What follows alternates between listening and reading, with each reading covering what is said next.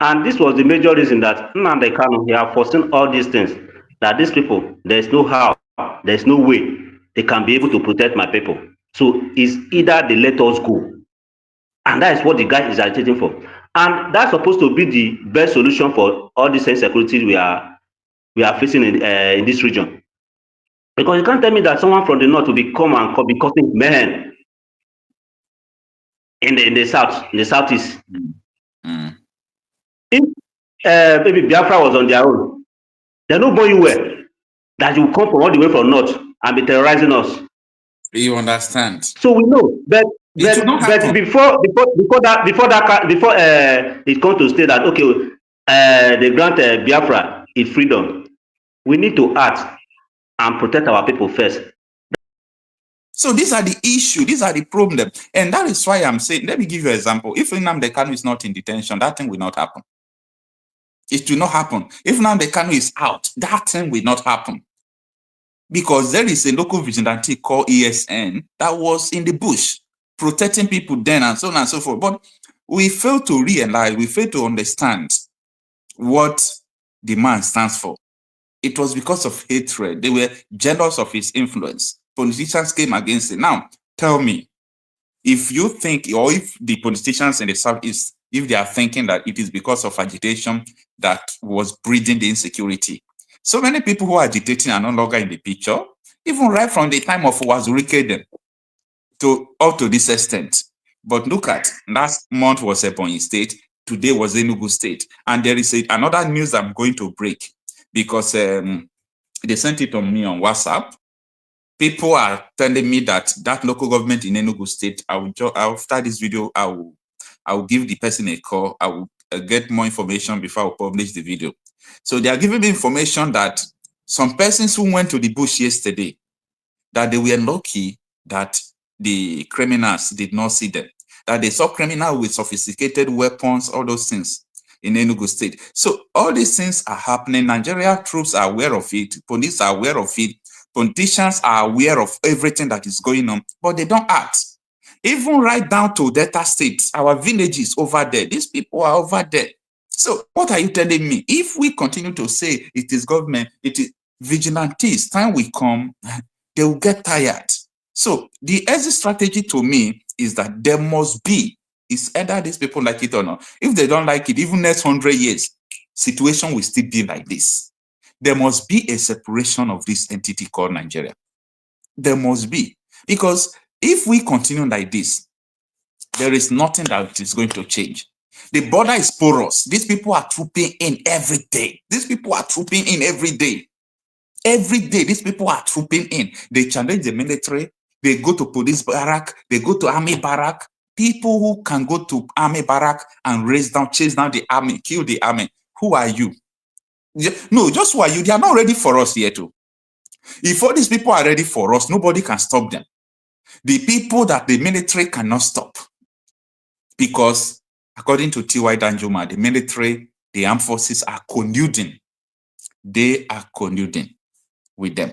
So it is so annoying. It is unfortunate that people don't still understand where we are today. And that is why I'm putting the question directly to you. If this has happened for almost 50 years, what is the exit strategy? What is the solution? My brother, Nigeria is gradually turning to Afghanistan because there is not a day that we won't record the death of individuals based on insecurity. And this thing have been happening over time now. So you mentioned separation of power. Yeah, separation of entities when it comes to Nigeria. Yeah. I'm not arguing about that because this country, normally, this country is not working as a country. Nigeria is not working as a country. So how do you mean that the government, they call themselves the government, they have interest of the masses? Because I believe what is going on now, it have overshadowed them. They can't control it again. They are just pretending. So if you are talking about this exit of the insecurity of this mess, my brother, like me that is talking, we all know what is going on. The government, they don't want to stop this insecurity. They are aware of it. They know what is happening, but they don't want to stop the insecurity because of their personal interest. And the way out are talking about, okay, allow these people go. The people that are agitating, they want to go, because I believe if these people go, they know how to protect themselves. If Nigerians can't protect them, like you mentioned, Marcel Nnamdi Kanu.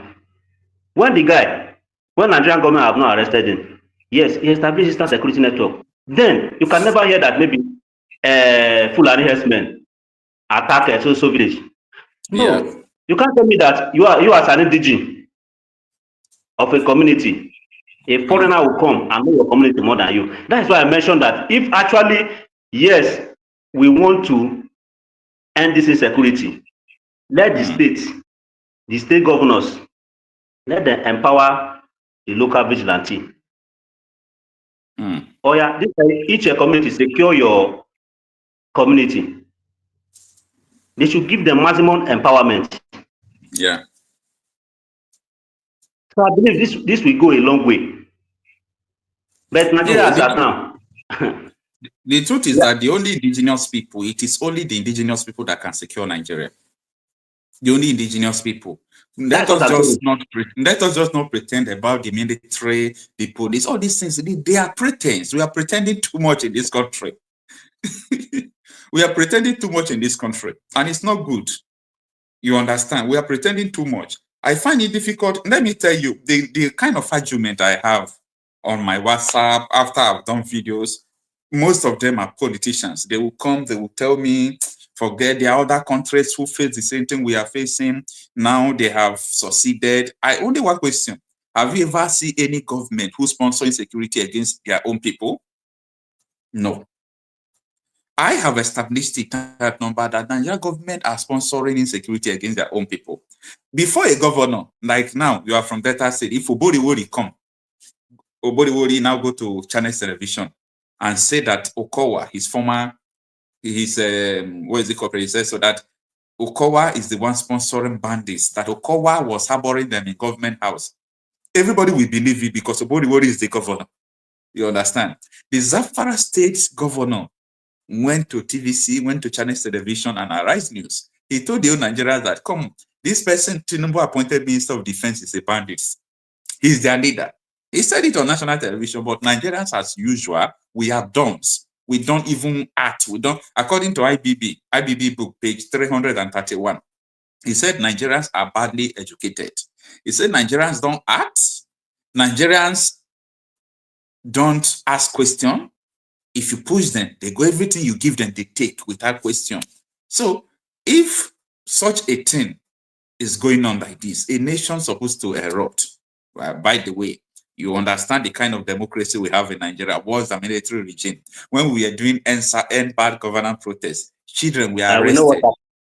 We know what happened. Children were arrested, all those things. Now, the Southeasterners, when they were protesting peacefully for agitating for Biafra, they opened fire. They killed a lot of them. And that is why they now changed strategy. They started sit at home. Now, today, it is because of the killings in Igbo land that is making people to remember Nnamdi Kanu. Everybody, yesterday, while I was on call with them, they were saying, hey, bring out Nnamdi Kanu for us, because they don't have hope on government again. These people don't have hope on. They said in just 1 month, they raped 200 people. After sleeping with them, they go carry stick, put for their nyash. The thing is irritating me, even as I'm saying it, as I am feeling bad. Now, they militarize, they put military in the southeast, they do all sort of things. All the whole young boys ran out. If they see you, they call you IPOB. If they see you, they tag you IPOB. They said, if you don't give us money, we'll call you IPOB and the government is going to give you life imprisonment because IPOB is a terrorist organization. That is what they are doing. Your indigenous people, your people tag them terrorist organization. So this is what is going on. So I believe that there is a strategy to all these issues we are seeing. Now, what are they fighting? All this is swap, Boko Haram. What are they fighting? It is all about religion. No. They believe that Sharia, their Western education is a crime. They believe that Nigeria should be a Sharia state. That is what they are fighting for. So, my brother, I've heard what you are saying. But before, yes, we know what is going on in this country. We know that the government, they can't defend its citizens.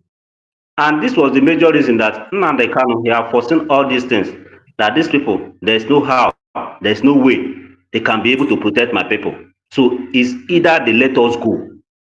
And that is what the guy is agitating for. And that's supposed to be the best solution for all these insecurities we are facing in this region. Because you can't tell me that someone from the north will be causing mayhem in the southeast. If maybe Biafra was on their own, there's nobody where that you come from all the way from north and be terrorizing us. You understand? So we know, but before it comes to state that okay, they grant Biafra its freedom, we need to act and protect our people first.